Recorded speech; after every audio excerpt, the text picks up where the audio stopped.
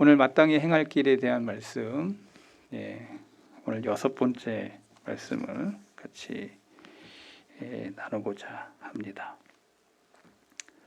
아이를 양육하고 가르치는 것은 부모에게 해야 될 가장 큰 사명입니다. 아이들을 잘 양육시키고자 하는 마음은 부모에게 있어서 가장 중요한 우선순위에 있을 것입니다. 그래서 자녀를 낳고 또 자녀를 잘 양육하는 부모야말로 그 가정에 대대에 흐르는 놀라운 축복을 주는 그러한 축복의 역사라고 저는 생각합니다. 나보다는 더 좋은 자손이 일어나는 것, 이것처럼 기쁜 일은 없을 것입니다. 그런데 그것이 그냥 쉽게 일어나는 것인가? 절대 그렇지 않다는 것입니다. 부모들의 수고와 땀이 흘러야 된다는 것이죠. 그래서 부모는 그냥 결혼했다고 부모가 되는 게 아니고 그 부모가 부모로서의 위치에서 자녀들에게 무엇을 지어주고 무엇을 주어야 진짜 부모인지를 성경을 통해서 지난 몇 시간 동안 계속해서 저와 여러분들이 나누었습니다. 자, 몇 주간 했기 때문에 기억이 하나도 나지 않는 것입니다. 그래서 제가 계속해서 띄워드리고 있는데 한번 볼까요? 맨 처음 1번 같이 읽어볼까요? 당신의 자녀들을 욕구대로 살도록 그냥 방관하지 말고 마땅히 가야 할 길을 가르치라. 마땅히 가르칠 것은 성경은 성경의 말씀을 가르치라고, 자기 자녀들의 욕구대로 살도록 방관하지 말라고, 그것이 부모가 해야 될 아주 중요한 일이라고. 두 번째, 부드러움과 애정과 인내를 가지고 여러분의 자녀를 가르치라는 거예요. 여러분, 자녀는 금방 짠 하고 나타나는 게 아니에요. 수십 년이 걸립니다. 최소한 장년에 이르려고 하면 20년이 걸립니다. 그때 아이들에게 부드러움과 애정과 인내를 가지고 해야 되는 것이죠. 저와 여러분들이 커피 한 잔을 마시려고 해도 엄청난 수고를 합니다. 제가 어느 친구 목사님네 갔더니 커피를 대접한다고 하는데 원두를 블렌딩 해가지고 갈아가지고 이걸로 이렇게 갈아가지고 기계로 가는 것도 아니고 이렇게 갈아가지고 그 커피 한 잔 마시려고 30분을 기다렸어요. 해가지고 또 깔때기 해가지고 주전자도 이렇게 삐죽한 것 그냥 확 붓는 게 아니고 그래서 이거를 막 이렇게 또 뜸을 들이고 이 커피가 뽕고래하고 올라와요. 그러고 나서 또 올려요. 근데 맛이 제가 그냥 맥심 커피 그거나 저는 그게 별로 차이를 느끼지 않는 것 같은 감정을 그 아이에게 드러낼 수 없어서 맛있다. 근데 그러고는 왔는데 제가 볼 때는 나는 그 맥심 커피 달달한 게 제일 저한테는 맞아요. 솔직한 심정이에요.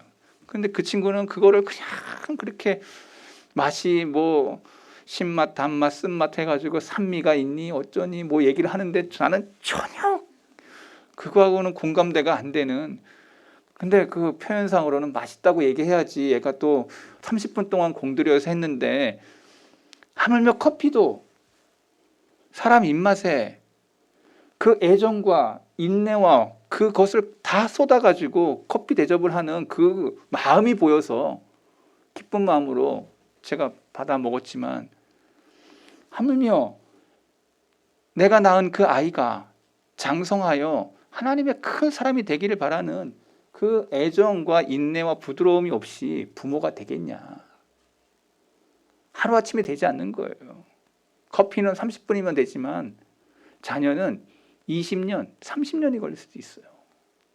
그러니 한결같이 아이에 대하여 부드러움과 애정과 인내를 가지고 부모의 위치에 있을 때 진짜 자녀는 훌륭한 그러한 뜻을 품고 자라게 된다는 거예요. 세 번째 가볼까요? 자녀들은 당신에게 굉장히 많이 의존하고 있다는 사실을 기억하라. 같이 읽자고 하니까 나 혼자만 읽고 있습니다. 아이들은 부모님에 대한 의존 의식이 100%입니다. 다른 걸 의지하지 않습니다. 어릴 때 엄마가 모유를 먹이면서 아빠, 엄마 이렇게 가르치는 그 언어가 아이에게 제1 외국어가 되는 게 아니라 제1 모국어가 되는 거예요. 밥 먹으면서 말했던 그 말들이 아이들의 인지와 그 모든 것들을 성성시키게 해요. 그래서 아이들은 적극적으로 100% 엄마와 아빠를 의지하는 그러한 자녀로 자라게 되어 있는 환경 속에서 있다는 거예요. 그러니까 저와 여러분들이 100% 굉장히 많이 부모를 의지하고 있다고 하는 것을 아이들의 그 의식을 기억하시고, 네 번째 같이 읽어요. 영혼을 가장 중요하게 생각하는 태도로 당신의 자녀를 가르치라. 영혼. 저와 여러분이 이 땅에서 100년 안짝의 짧은 인생을 살지만 저와 여러분의 영혼은 하나님의 숨. 성경의 창세기에 보면은 하나님께서 사람을 지을 때 하나님의 숨, 사람에게 그 흙에다가 사람의 그 인체에 그것을 흙으로 빚으시고 하나님의 숨이 내 육신 가운데 깃들었을 때 인간이 되었다고 성경은 말하고 있습니다. 그런데 중요한 것 하나 있습니다. 우리가 죽을 때에는 이 영혼이 떠나간다는 것이죠. 이 육체는 땅속에 묻고 이 영혼은 하나님이 지으신 조물주이신 그 하나님 앞에 우리 영혼이 가는 거예요. 영혼이 중요하다는 사상과 사고를 성경이 말하고 있습니다. 저와 여러분은 이 땅에서 100년 알짝 사는 것입니다. 태어난 사람은 언젠간 죽습니다. 그걸로 끝나는 것이냐 이 세상이. 여러분 도서관에 가보세요. 그렇게 수만 권, 수천 권, 수억 그렇게 많은 책들이 있지만 다 이 땅에서 먹고 잘 사는 책들에 대한 얘기지 죽고 난 이후의 이야기를 쓴 적이 없어요. 오직 성경만이 그것을 가르쳐주고 있어요. 내세에 준비할 것에 대해서 말씀하고 있습니다. 그러니 당연히 내 자녀에게도 가장 중요한 것, 영혼이 가장 중요하다는 것을 가르치는 부모가 진짜 부모다. 너의 영혼이 잘 되고 범사에 잘 되고 강건하기를 바란다. 성경은 처음부터 끝까지 영혼에 대한 이야기를 말하고 있어요. 이것을 아이에게 가르치라는 거죠. 다섯 번째, 같이 읽어요. 성경을 당신의 자녀에게 가르치라. 성경을 부모가 모르는데 자녀에게 가르칠 수 있게 만부합니다. 여러분 과외 선생님들이 있어요. 과외 선생님. 수학 잘하는 사람, 영어 잘하는 사람. 그거 왜 가르쳐요? 아이에게? 잘 가르칠 수 있는 것은 그만큼 가지고 있기 때문에 가르칠 수 있는 거예요. 부모가 성경을 가르친다는 것은 부모가 많이 성경을 알고 있어야 돼요. 그래야 자녀에게 가르칠 수 있는 것이죠. 어떤 학생들 보면 늘 앞에만 까만 사람이 있습니다. 성경 읽을 때도 창세기만 열심히 읽죠.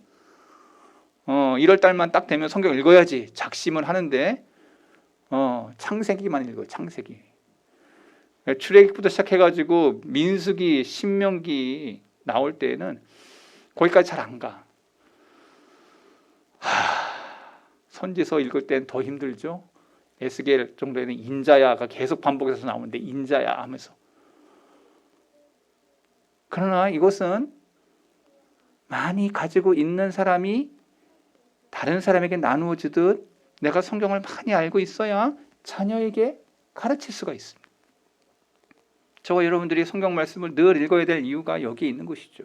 자녀에게 가장 중요한 영혼에 대해서 가장 중요한 하나님의 말씀이 무엇이라고 기록해 있는지 자녀에게 가르칠 수 있다면 그 부모는 가장 좋은 믿음의 유산을 넘기는 부모라고 말할 수 있을 것입니다. 여섯 번째, 기도를 당신의 자녀에게 가르치라. 부모가 기도하지 않는데 자녀가 기도할 리 만무합니다. 부모가 눈물로 자녀를 위해서 기도하는데 자녀가 그 기도의 소리를 듣지 않을 리 없다는 것을 저는 알고 있습니다. 저도 우리 아버지, 어머니 신앙생활 속에 저는 3대째 예수 믿는 집안에 태어나서 목사가 됐습니다. 제 어릴 적 기억이 납니다.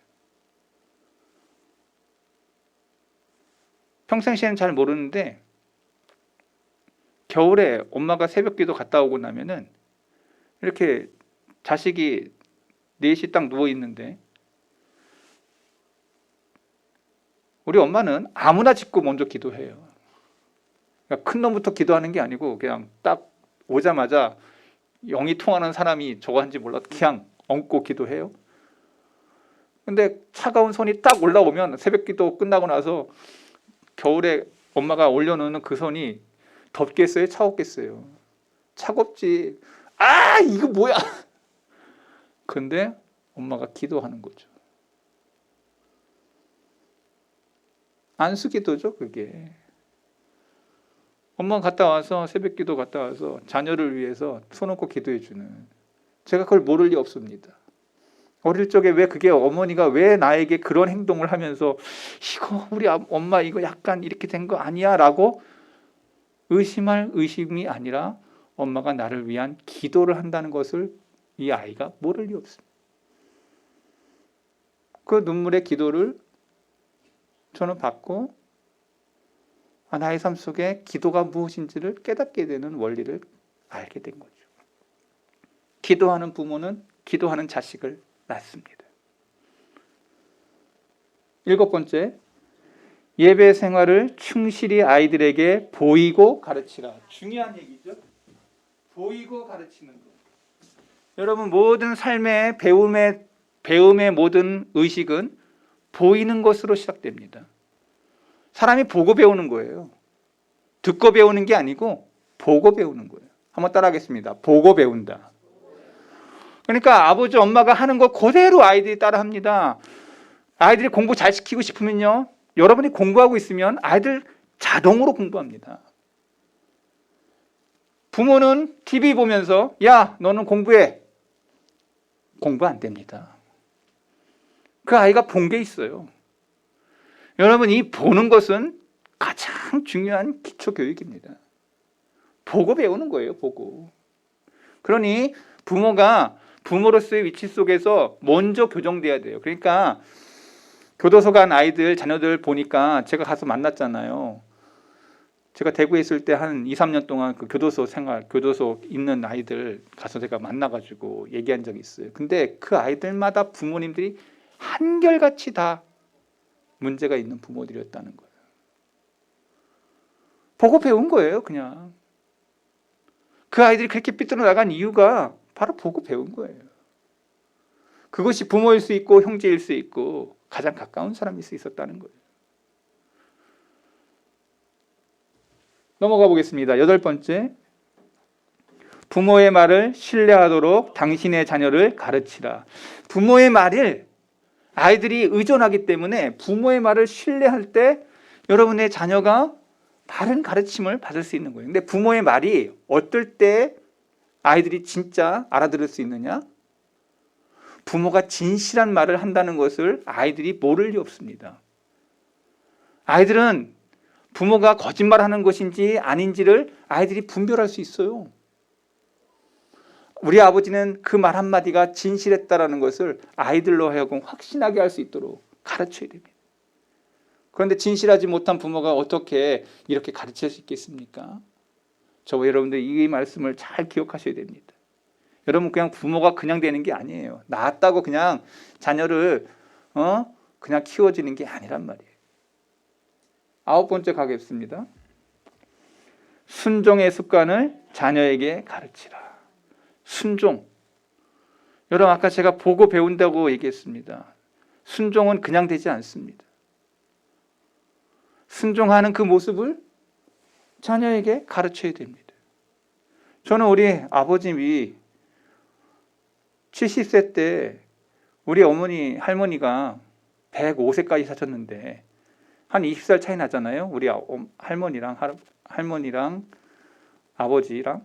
그런데 나이 70이 다 되신 우리 아버지가 할머니에게, 어머니죠, 다녀오겠습니다 하면요, 우리 할머니가 하시는 말씀이 있어요. 길 조심해라 그래요. 나이 70된 아들한테 길 조심하라고 나이 90된 할머니가 얘기해요. 근데 우리 아버지가 늘 이렇게 얘기합니다. 예, 어머니 잘 다녀오겠습니다. 순종하는 모습을 저는 옆에서 보고 있는 거죠. 우리 우리 아버지가 할머니에게 어떻게 하는지를 보고 배우는 거예요. 순종하는 거. 그러니까 여러분 그 할머니 할아버지하고 같이 사시는 이렇게 사는 그 집안의 아이들이 예절을 못 배운 애들이 아니에요. 근데 요새는 핵가족화 돼가지고 그렇게 같이 살지 않기 때문에 사회생활을 못 배워 애들이. 그리고 이제는 많이 낳지 않기 때문에 사회성이 많이 결여된 아이들을 자라요. 우리 같은 경우에는 저는 5남매로 전 둘째니까 정말 제가 어릴 때 자랄 때 제가 계란말이를 너무 좋아하는데 계란을 많이 하거든요, 엄마가. 근데 또 그거 계란말이 하나를 얻기 위해 내가 노력해야 될 수고는 엄청난 신경전과 함께 펼쳐진 밥상에서 일단 할머니부터 딱 뛰고 그 다음에 아버지 엄마 딱 뛰고 그 다음에 서열이 누구냐면 우리 형님이 딱 뛰고 그 다음에 이제 내가 나오면 밑에 애들 못 먹어. 그냥 엄마 많이 하는데도 그러면서 제가 느끼는 감정이 뭐냐면 내가 조금 먹으면 다른 애들 다 먹는다. 할머니부터 벌써 많이 집질 않으세요. 그러면서 사회의식의 연대성을 느끼는 거죠. 근데 요새 아이들 그렇습니까? 그런 거 못 배웁니다. 그 아이만 최고인 줄 알고 이렇게. 그러니 순종을 어디서 배울 수 있으며 사회의 어떤 것들을 어디서 배울 수 있으며 점점 좋지 않은 사회로 가고 있는 한국 사회를 보고 있는 것이죠. 가보겠습니다. 10번째. 당신의 자녀에게 항상 진실을 말하는 습관을 가르치라. 이거 너무 중요합니다. 진실성이 사라졌어요. 이 사회가 진실성이 사라졌어요. 여러분 기억하셔야 됩니다. 11번째 들어가 보겠습니다. 사랑하는 자녀에게 항상 시간을 선용하는 습관을 가르치라. 게으르게 가르치는 것 안 된다고 제가 지난 시간에 이야기했습니다. 게으름은 가장 나쁜 죄악의 기초가 된다고. 11번째 이 시간에 게으름에 대한 말씀을 전하면서 제가 다윗이 범죄한 이유의 기초가 게으름이었다는 것을 지난 시간 나누었습니다. 오늘 12번째 올리시죠. 같이 읽어보겠습니다. 자녀를 가르칠 때 지나친 방임을 경계하라. 방임. 잘못하고 틀린 일을 하는데도 아빠와 엄마가 전혀 그 아이에 대해서 경계를 하거나 채찍을 때리거나 꾸지람을 하지 않는 것.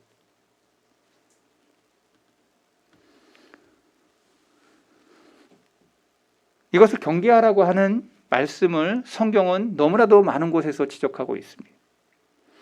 우리는 가장 가까운 친척이나 동료들에게 또한 자녀에게 부드럽고 다정하게 대하는 것 지극히 자연스러운 일로 생각하고 있습니다.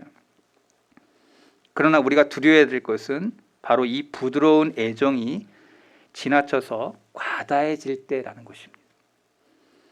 여러분의 가정의 자녀들이 저지르는 잘못에 대해서 맹인이 되거나 충고를 무시하는 귀머거리가 되지 말아야 됩니다. 봤는데 책망 안 해. 잘못한 것을 아는데 듣지 않아. 부모가 자녀들에게 나쁜 행동을 벌하고 징계하면서 생겨나는 아픔을 감수하지 않으려고 합니다.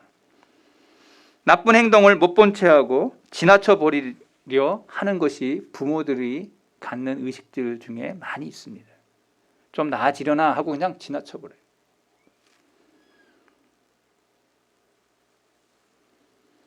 자녀들을 벌하고 징계하는 것이 유쾌하지 못한 일이라는 것 너무 잘 알고 있습니다.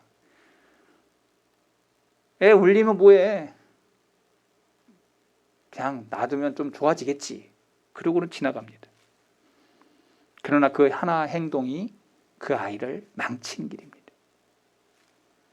우리들이 사랑하는 그 자녀에게 아픔을 주고 눈물을 흘리게 하는 것보다 더 유쾌한 일은 유쾌하지 않죠. 힘든 일이에요.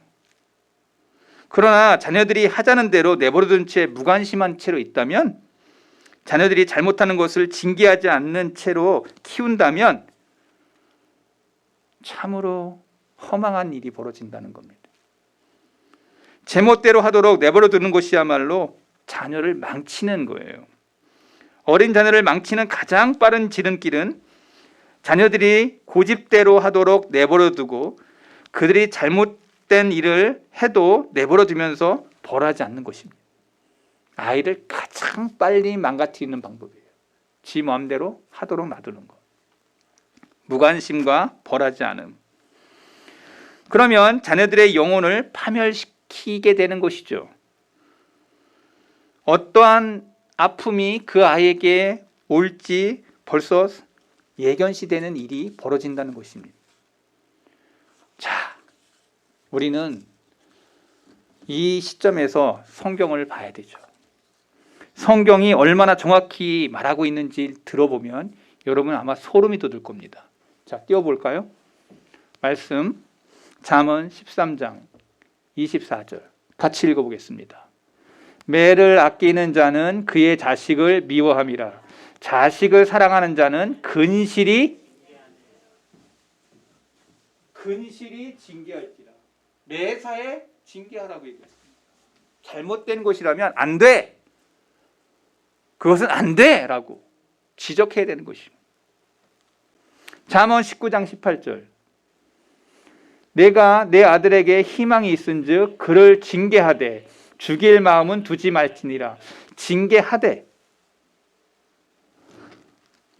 22장 15절 아이의 마음에는 미련한 것이 얽혔으나 징계하는 채찍이 이를 멀리 쫓아내니라.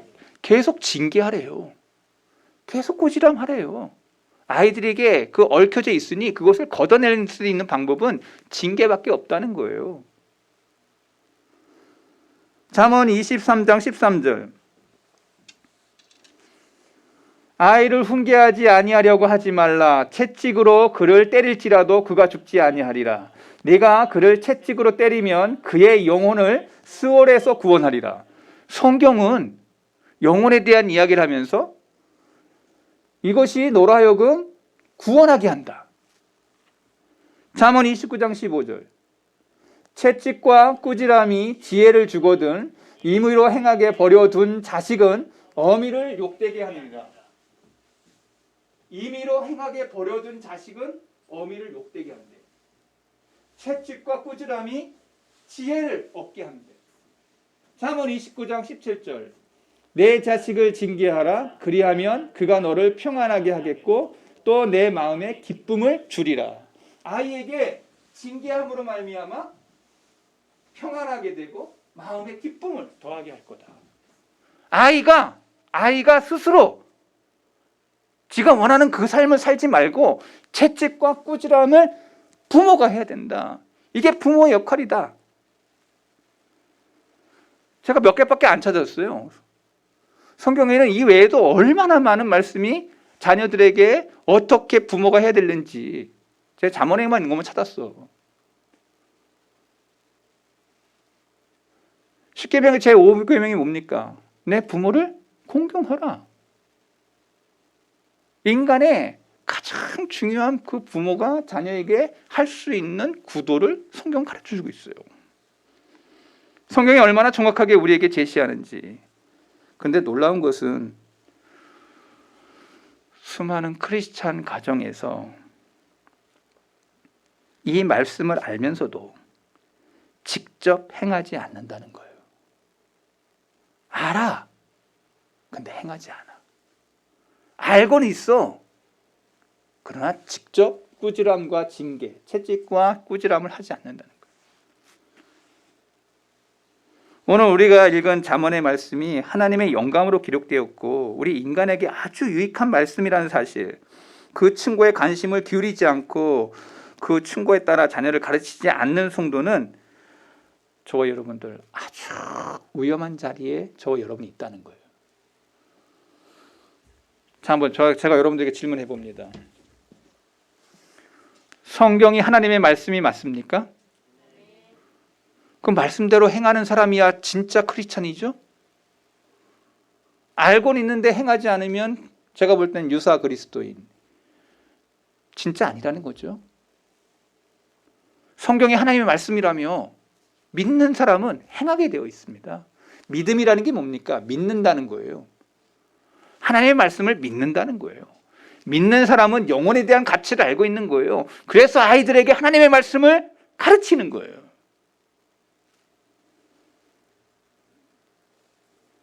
만약 부모로서 아이가 잘못한 것을 벌한 적이 없다면 우리는 깊이 뉘우쳐야 됩니다. 아이들의 잘못에 대해 벌하지 않는다면 암초에 걸려있는 난파선과 같이 아주 위험한 자리가 될 그의 사람들에게 닥칠 거라는 것입니다. 제가 한 사람의 이야기만 하고 오늘 말씀을 마치겠습니다. 엘리 집안에 대한 것을 사무엘상에서 이야기하고 있습니다. 엘리 집안을 얘기해요. 그리고 엘리가 어떻게 그 두 자식에게 행했는지를 성경이 설명해줘요. 아이들에게 엘리는 너무나도 관대하게 대했습니다. 이 어리석은 엘리의 모습이 오늘 우리의 모습이 돼서는 안 됩니다. 자, 여러분 사무엘상을 보세요. 엘리 자식이 죄에 대해서 무관심하고 사무엘은 또다시 상에는 사무엘이 등장하면서 한나의 가정을 설명해 줍니다. 두 가정을 같이 보여줘요. 엘리 아들들 홈리와 비느하스, 아버지의 뒤를 이어서 제사장들이 되었습니다. 그들은 하나님의 일을 두렵고 떨림으로 제사장직을 수행해야 되는데 그들은 그 제사장의 직분을 가지고 제사를 짓밟고 하나님을 모독하는 일들을 행했습니다. 사무엘상에 그걸 보여줘요. 백성들이 제사 드리러 왔습니다.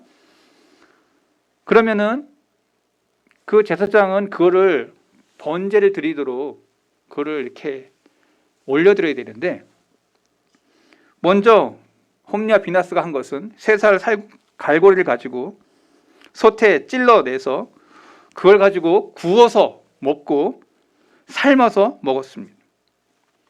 제사도 드리기 전에 먼저 그것을 행하고 있어요. 이건 마치 교회에 헌금이 들어오면 마음대로 헌금통에 끄집었다가 지 마음대로 써버렸다 이런 거예요. 현대말로 얘기하면. 사무엘상 2장 17절 보면 같이 읽어볼까요? 이 소년들의 죄가 여호와 앞에 심히 크면 그들이 여호와의 제사를 멸시함이라. 성경은 정확하게 얘기합니다. 엘리가 아이들에게 심히 큰 죄를 범하고 제사를 멸시하는 것을 행하게 했어요.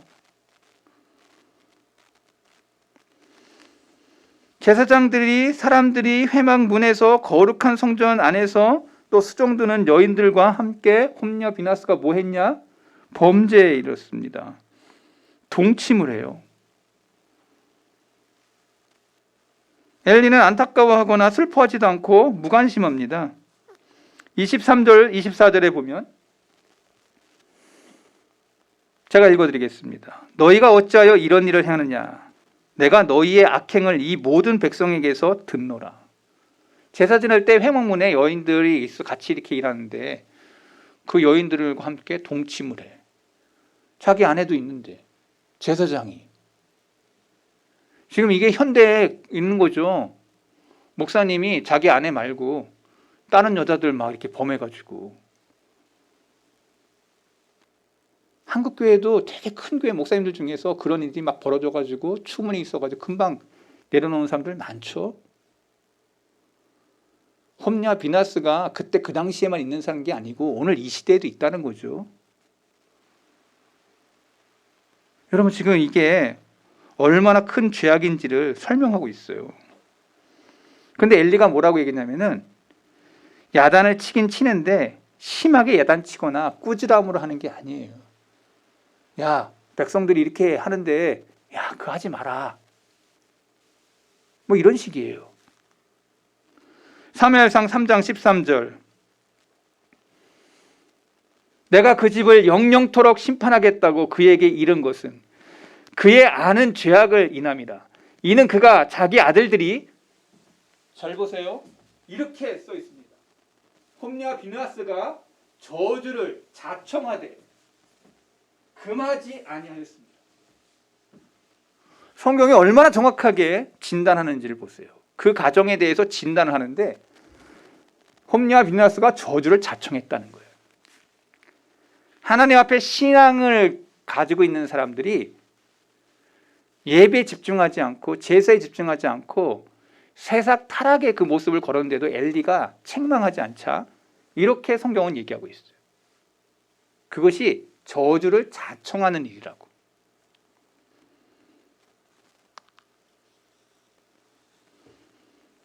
저주를 자청했다, 금하지 않았다라는 말은 히브리어 원어로 보면 이렇게 써 있어요. 홈리와 비느하스에 대해 눈살을 찌푸리지 않았다. 엘리가 눈살을 찌푸리지도 않았다는 거예요. 그거를 다시 한번 번안하면, 한국말로 번안하면, 더 정확하게 번안하면 눈살도 찌푸리지도 않고 책망도 하지 않았다는 거예요. 이 아들들이 저주받을 짓을 했는데도 눈살을 찌푸리지 않아. 이게 엘리의 모습이었다는 거예요. 그래서 사무엘서는 정확하게 그 집안에 대해서 이야기합니다. 평범하게 나무랄 때가 아니고 호되게 꾸지람해야 되는 그것이 엘리에게 있어야 되는데 그것을 행하지 않았다는 거예요. 그러나 여러분, 우리가 잘 아는 사무엘의 등장을 보세요. 한나가 어떻게 행했는지를 보세요. 한나는 사무엘을 키울 때 어떻게 했는지를 성경이 얘기해 주고 있어요. 그 머리에 삭도를 대지 않았어. 나실인에 대한 거룩하게 구별하여 키웠다는 얘기예요. 내 아이는 하나님의 사람이요 하나님의 자녀이기에 하나님께 바침으로, 여러분 그래 유아 세례를 할 때 그게 하나님의 바침의 의미가 있잖아요. 이 아이를 내가 키우는 게 아니고 하나님이 지켜주시고 인도하시고 그리고 이 아이의 모든 것들을 주님 앞에 올려드립니다라고 하는 것이에요. 여러분 세례의 의식이 뭡니까? 내 영혼을 주님께 의탁하고 맡기고 주님이 나의 왕이고 나의 구원자라는 것을 고백하는 거예요. 어려서부터 성전에서 수종을 들어 구별된 생활을 했어요. 결국 제사장 엘리에게 계시가 끊어지고 하나님의 음성이 들려지지 않았지만 사무엘은 어릴 때부터 하나님의 음성이 들려지기 시작했어요. 사무엘아, 사무엘아. 엘리에게 들려야 될 그 하나님의 음성이 어린 사무엘에게 임하고 있다고요. 엘리가 그걸 깨닫죠. 야, 너 부르거든. 주여 말씀하여 주옵소서. 주의 종이 듣겠나이다. 그렇게 하면 하나님이 말씀하실 거야. 첫 번째 한 얘기가 뭡니까? 엘리 집안이 어떻게 망할 것인지를 계시하고 있습니다. 얼마나 무서운 말씀입니까?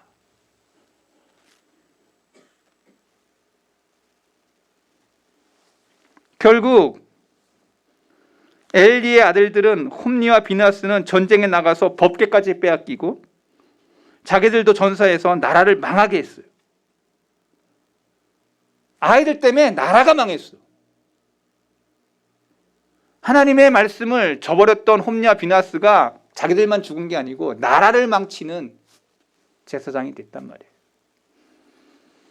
근데 사무엘은 어떻습니까? 사무엘은 큰 회개 운동을 일으키면서 나라를 구원해. 완전히 역전이 일어납니다. 부모는 어려서부터 잘못을 바로잡고 죄를 지으면 징벌이 따른다는 것을 가르쳐야 돼요. 이게 부모가 해야 될 일이라는 겁니다.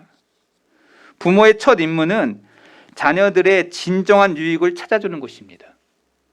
자녀들의 욕구나 취향을 찾으라는 게 아니에요. 부모는 자녀의 광대가 아니라 자녀를 지도하는 사람입니다. 한번 따라하겠습니다. 부모는 자녀를 지도하는 사람이다. 바른 길로, 옳은 길로, 진실된 길로 하나님의 말씀으로 지도하는 것.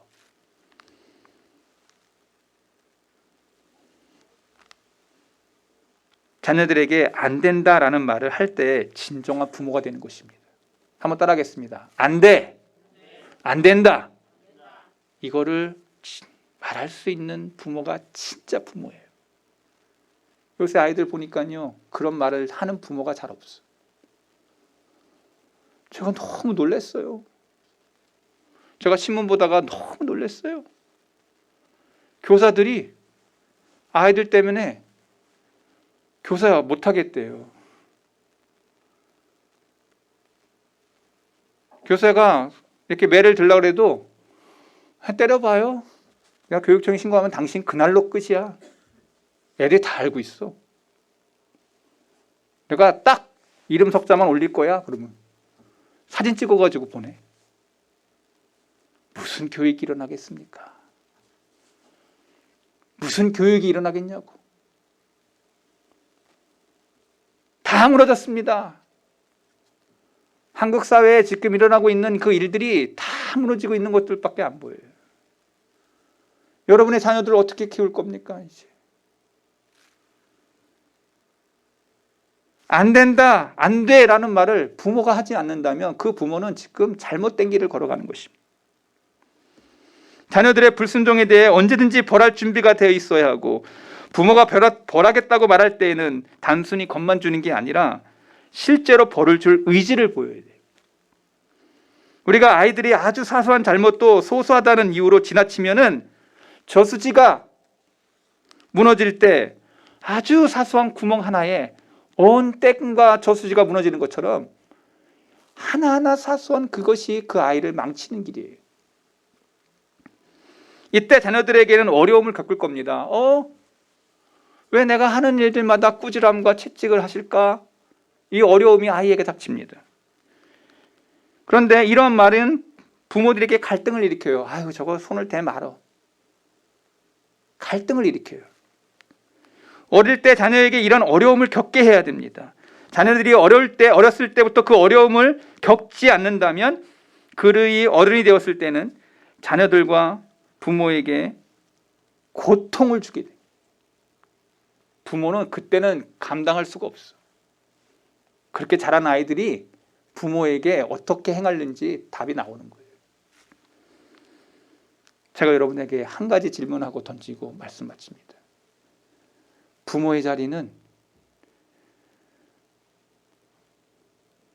가장 어려운 자리이기도 하지만 가장 보람 있는 자리이기도 합니다. 부모의 몫이 무엇인지를 성경은 가르쳐주고 있습니다. 제가 지금 12번째 넘게 지금 부모에 대한 이야기, 자녀에 대한 교육을 나눴습니다. 어떨 때는 제가 한 가지 주제, 어떨 때는 두 가지 주제로 하나하나 제가 왜 이렇게 교육의 다음 세대를 위한 말씀을 나누고 있냐.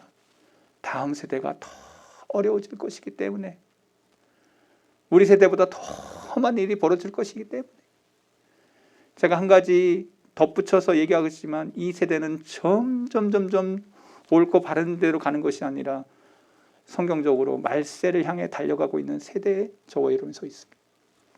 여러분 지금 왜 마스크 쓰고 있습니까?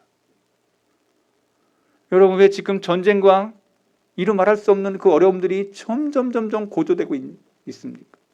이제는 핵 위험에 도달하고 있어요. 세상이 악해지고 있는 그 모습을 저는 보고 있습니다. 말세 지말에 저와 여러분이 붙들 것은 오직 믿음, 오직 신앙. 주님 오실 날이 가까운 이때에 내 믿음, 내 신앙이 옳은 자리에 있는가? 내 자녀가 지금 믿음으로 신앙으로 서 있는가? 계대의 신앙을 전해주며 엘리 지방과 같은 일이 벌어지지 않도록 한나를 통해서 사무엘이 등장하는 그 모습 속에 거룩하고 구별된 하나님의 가정으로 우리 가정이 세워지고 있는가? 점검하시기 바랍니다. 제가 여러분들에게 그냥 막살라라고 즐겁고 기쁜 말로 여러분들의 마음을 감동을 시켜서 예배 시간마다 막 뒤집어지고 까르르 하고 제가 그거 못해서 그런 거 안 하는 게 아니에요. 말씀을 진중하게 들으시고 이 시대에 눈을 열어서 내가 내 자녀를 바라보고 이 시대를 바라보면서 종말을 살아가는 우리에게 어떤 믿음이 바른 믿음이냐, 어떤 것이 신앙이냐, 어떻게 살아야 하나님 기뻐하실까, 내 눈과 내 귀가 열려 주님 앞에 설 그날을 기억하면서 믿음에 깨어있는 자들이 오늘 저와 여러분 되기를 바랍니다. 거룩하신 하나님,